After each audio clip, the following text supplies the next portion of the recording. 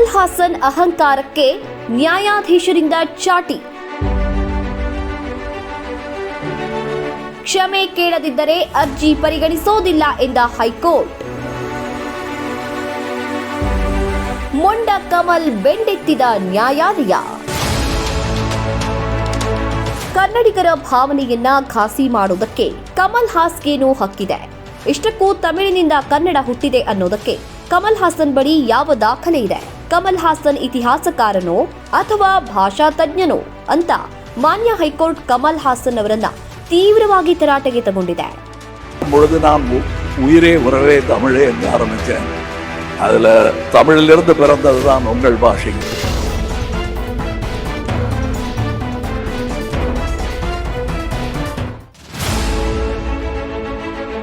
ಕನ್ನಡಿಗರ ಹೋರಾಟ, ಪ್ರತಿಭಟನೆ ಹಾಗೂ ವಿರೋಧಿಗಳಿಗೆ ಕ್ಯಾರೆ ಅನ್ನದೆ ನಾನು ಕ್ಷಮೆ ಕೇಳೋದಿಲ್ಲ ಅಂತ ಉದ್ದಟತನ ತೋರಿದ್ದ ಕಮಲ್ ಹಾಸನ್ಗೆ ಈಗ ನ್ಯಾಯಾಲಯವೇ ಕ್ಷಮೆ ಕೇಳಲೇಬೇಕಾದ ಪರಿಸ್ಥಿತಿಯನ್ನ ತಂದಿಟ್ಟಿದೆ.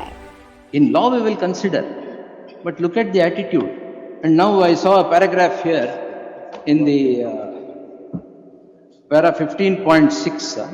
For the first time so many things are happening. 300 crores is spent on the movie. After Nayagan, this is the first movie of Mani Ratnam and Kamal Haasan together. You know the importance, but you can't make a statement. I mean, this letter you say, I feel bad that Shivraj Kumar had to undergo all this. Also, that is what you have said. ಸಾಕ್ಷಿ, ಆಧಾರ, ಪುರಾವೆಗಳೇ ಮುಖ್ಯವಾಗಿರೋ ನ್ಯಾಯಾಲಯ ಕೂಡ ಜನರ ಭಾವನೆಗಳನ್ನ ಗೌರವಿಸಿ ಪ್ರಕರಣಗಳ ಇತ್ಯರ್ಥ ಮಾಡುವಾಗ ಭಾವನೆಗಳನ್ನ ಅಭಿನಯಿಸಿ ಬದುಕು ಕಟ್ಟಿಕೊಂಡ ಒಬ್ಬ ಕಲಾವಿದನಾಗಿ ಕಮಲ್ ಹಾಸನ್ಗೆ ಕನ್ನಡಿಗರ ಭಾವನೆ ಇನ್ನಾದ್ರೂ ಅರ್ಥವಾಗಲಿಲ್ಲ ಅನ್ನೋದು ದುರಂತ. ಯಾವಾಗ ಈತನ ದುರಹಂಕಾರ ಜಾಸ್ತಿ ಆಯ್ತೋ ಆಗ ಕನ್ನಡಿಗರು ಕರ್ನಾಟಕದಲ್ಲಿ ಈತನ ಸಿನಿಮಾ ಬಿಡುಗಡೆ ಮಾಡೋದಕ್ಕೆ ಬಿಡೋದಿಲ್ಲ ಅಂತ ಹೋರಾಟ ಶುರು ಮಾಡಿದ್ರು.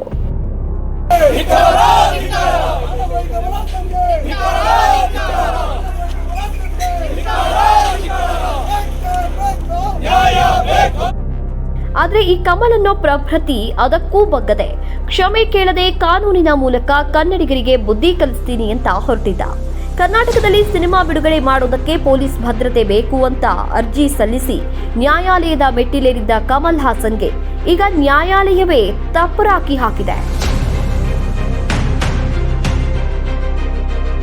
ಕನ್ನಡಿಗರ ಭಾವನೆಗೆ ಧಕ್ಕೆ ತಂದ ಕಮಲ್ ಹಾಸನ್ ಕನ್ನಡಿಗರ ಕ್ಷಮೆ ಕೇಳದ ಹೊರತು ಅರ್ಜಿ ವಿಚಾರಣೆ ಮಾಡೋದಿಲ್ಲ ಅಂತ ಏಕಪೀಠ ಸದಸ್ಯದ ಘನ ನ್ಯಾಯಾಧೀಶರಾದ ನಾಗಪ್ರಸನ್ನ ಅವರು ಕನ್ನಡಿಗರ ಭಾವನೆಯನ್ನ ಅರ್ಥ ಮಾಡಿಕೊಂಡು ಕಮಲ್ ಹಾಸನ್ ಅಹಂಕಾರಕ್ಕೆ ಪೆಟ್ಟು ಕೊಟ್ಟಿದ್ದಾರೆ.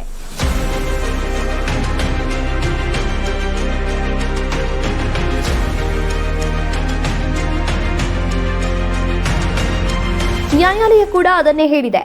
ಇಷ್ಟಕ್ಕೂ ಕನ್ನಡಿಗರು ಕೇಳಿದ್ದೇನು? ಕೇವಲ ಒಂದು ಕ್ಷಮೆ. ಆ ಸಂದರ್ಭದಲ್ಲಿ ಏನೋ ಅಚಾತುರ್ಯದಿಂದ ಒಂದು ಮಾತು ಬಂದು ಹೋಯ್ತು. ಅದು ಮಾಹಿತಿಯ ಕೊರತೆಯಿಂದಾನೋ ಅಜ್ಞಾನದಿಂದಾನೋ ಆಗಿರುವಂತಹ ತಪ್ಪು ಅಂತ ಒಪ್ಕೊಂಡು ಒಂದು ಕ್ಷಮೆ ಕೇಳಿದ್ರೆ ಮರುದಿನವೇ ಈ ವಿವಾದ ಮುಗಿದು ಹೋಗ್ತಾ ಇತ್ತು. ಆದ್ರೆ ತಾನೊಬ್ಬ ಮಹಾ ವ್ಯಕ್ತಿಯನ್ನೋ ಭ್ರಮೆಯನ್ನ ತಲೆಗೆ ತುಂಬಿಕೊಂಡಿರೋ ಕಮಲ್ ಹಾಸನ್ ನಾನು ಕ್ಷಮೆ ಕೇಳೋದಿಲ್ಲ ಅಂದಿದ್ದೆ ಕನ್ನಡಿಗರ ಕೋಪಕ್ಕೆ ಕಾರಣ ಆಯ್ತು.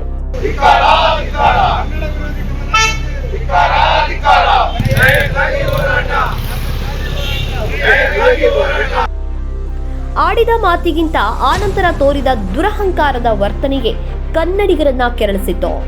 ಕರ್ನಾಟಕದಲ್ಲಿ, ಅದರಲ್ಲೂ ಬೆಂಗಳೂರಲ್ಲಿ ಕಮಲ್ ಹಾಸನ್ ಸಿನಿಮಾಗೆ ದೊಡ್ಡ ಮಾರ್ಕೆಟ್ಟೇ ಇದೆ. ಕನ್ನಡಿಗರು ಸೇರಿದಂತೆ ಇಲ್ಲಿ ಎಲ್ಲಾ ಭಾಷೆಯವರು ಕಮಲ್ ಹಾಸನ್ ಸಿನಿಮಾಗಳನ್ನ ನೋಡ್ತಾರೆ. ಅದರಲ್ಲೂ ತುಂಬಾ ಸಮಯದ ನಂತರ ಮಣಿರತ್ನಂ ಹಾಗೂ ಕಮಲ್ ಹಾಸನ್ ಕಾಂಬಿನೇಷನ್ ನಲ್ಲಿ ಈ ಸಿನಿಮಾ ಬರ್ತಾ ಇದೆ. ಹಾಗಾಗಿ ಪ್ರೇಕ್ಷಕರು ಥಗ್ ಲೈಫ್ ಸಿನಿಮಾಗಾಗಿ ಕಾಯ್ತಾ ಇದ್ರು. ಈ ಸತ್ಯ ಗೊತ್ತಿದ್ದು ಕಮಲ್ ತನ್ನ ಕಾಲ ಮೇಲೆ ತಾನೇ ಚಪಡಿ ಕಲ್ಲು ಹಾಕಿಕೊಡ್ತಾರೆ ಅಂದ್ರೆ ಅದು ದುರಹಂಕಾರದ ಪರಮಾವಧಿ. ನಾನು ಏನ್ ಮಾಡಿದ್ರೂ ನಡೆಯುತ್ತೆ, ಕೊನೆಗೆ ಕಾನೂನು ನನ್ನ ಪರವಾಗಿ ಇರುತ್ತೆ, 2 ದಿನ ಹಾರಾಡೋ ಈ ಹೋರಾಟಗಾರರನ್ನ ಪೊಲೀಸರ ಮೂಲಕ ಮಟ್ಟ ಹಾಕ್ತೀನಿ ಅಂದ್ಕೊಂಡಿದ್ದ ಕಮಲ್ ಹಾಸನ್ಗೆ ಈಗ ನ್ಯಾಯಾಲಯ ನೀಡಿರೋ ತಪ್ಪರಾಕಿ ಖಂಡಿತವಾಗಿಯೂ ಸ್ವಲ್ಪ ಬಿಸಿ ಮುಟ್ಟಿಸಿದೆ. ಇದೀಗ ಕರ್ನಾಟಕದಲ್ಲಿ ಸುಸೂತ್ರವಾಗಿ ಸಿನಿಮಾ ಬಿಡುಗಡೆ ಆಗಬೇಕು ಅಂದ್ರೆ ಕಮಲ್ ಹಾಸನ್ ಕನ್ನಡಿಗರ ಕ್ಷಮೆ ಕೇಳಲೇಬೇಕಾದಂತಹ ಪರಿಸ್ಥಿತಿ ಬಂದಿದೆ. ಇಷ್ಟರ ಮೇಲೂ ಧಿಮಾಕು ತೋರಿಸಿದ್ರೆ ಕಮಲ್ ಅನ್ನೋ ಅರೆಬೆಂದ ಮಡಕೆಗೆ ಮದ್ದಿಲ್ಲ ಅನ್ನೋದು ಸಾಬೀತಾಗುತ್ತೆ. பொழுது நான் உயிரே உறவே தமிழே என்று ஆரம்பித்தேன். அதுல தமிழிலிருந்து பிறந்ததுதான் உங்கள் பாஷை. ಕಮಲ್ ಹಾಸನ್ ಐಡಿಯಾ ಏನಂದ್ರೆ, ಈ ಕಡೆ ನ್ಯಾಯಾಲಯದ ಮೂಲಕ ಪೊಲೀಸ್ ಭದ್ರತೆ ತಗೊಂಡ್ರೆ ಆ ಕಡೆ ಕೆಲವು ಹೋರಾಟಗಾರರ ಕೈ ಬಿಸಿ ಮಾಡಿ ಸಿನಿಮಾ ಬಿಡುಗಡೆ ಮಾಡಬಹುದು ಅನ್ನೋದಾಗಿತ್ತು. ನಮ್ಮಲ್ಲಿ ಕೆಲವು ಕನ್ನಡ ಹೋರಾಟಗಾರರು ಪ್ರಾಮಾಣಿಕವಾಗಿ ಹೋರಾಟ ನಡೆಸಿದ್ರೆ ಮತ್ತೆ ಕೆಲವರು ಪರಭಾಷಾ ಚಿತ್ರಗಳ ವಿವಾದವನ್ನ ಹಣ ಮಾಡೋದಕ್ಕೆ ಬಳಸ್ಕೊಳ್ಳೋದು ಹೊಸದೇನೂ ಅಲ್ಲ.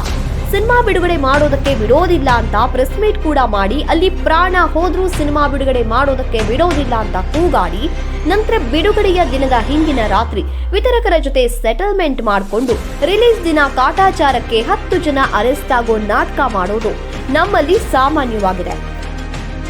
ಹಾಗಾಗಿ ಈ ಕಮಲ್ ಹಾಸನ್ಗೆ ಯಾರ್ಯಾರ ಬಾಯಿ ಎಲ್ಲೆಲ್ಲಿ ಮುಟ್ಟಿಸಬೇಕು ಅನ್ನೋದು ಗೊತ್ತಿತ್ತು. ಇದೇ ಕಾರಣಕ್ಕೆ ಕ್ಷಮೆ ಕೇಳದ ಅಹಂಕಾರ ತೋರಿದ್ದ ಕಮಲ್ ಹಾಸನ್ಗೆ ಈಗ ನ್ಯಾಯಾಲಯ ಅನಿರೀಕ್ಷಿತವಾಗಿ ಅರ್ಜಿ ವಿಚಾರಣೆಯನ್ನೇ ಮಾಡದೆ ಶಾಕ್ ಕೊಟ್ಟಿದೆ. ಚೆಂಡು ಈಗ ಕಮಲ್ ಹಾಸನ್ ಅಂಗಳಕ್ಕೆ ಹೋಗಿ ಬಿದ್ದಿದೆ. ಕರ್ನಾಟಕದಲ್ಲಿ ಥಗ್ ಲೈಫ್ ಸಿನಿಮಾ ಭವಿಷ್ಯ ಈಗ ಮತ್ತೆ ಕನ್ನಡಿಗರ ಕೈಗೆ ಬಂದಿದೆ. ಮುಂದೇನಾಗುತ್ತೋ ಅನ್ನೋದನ್ನ ಕಾದು ನೋಡಬೇಕಾಗಿದೆ.